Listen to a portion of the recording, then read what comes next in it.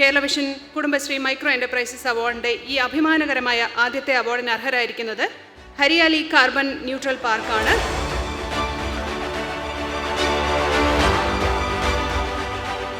ഇത്തരം സംരംഭങ്ങൾ പ്രോത്സാഹിപ്പിക്കപ്പെടേണ്ടതുണ്ട് എന്ന തോന്നലാണ് ഞങ്ങൾക്കെല്ലാവർക്കുമുള്ളത്.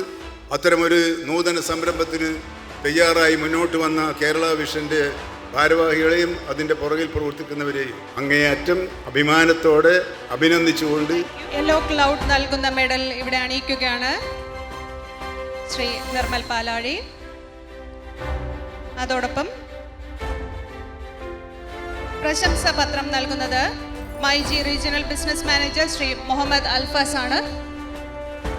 ക്യാഷ് അവാർഡ് നൽകുന്നതിന് വേണ്ടി ശ്രീ കെ ഗോവിന്ദൻ സാറിനെ ക്ഷണിക്കുന്നു. Chairman KCCL Kerala vision Kudumbashree micro enterprises award 2025 മാലിന്യ സംസ്കരണ രംഗത്തെ മികവിനുള്ള അവാർഡ്. Thank you sir.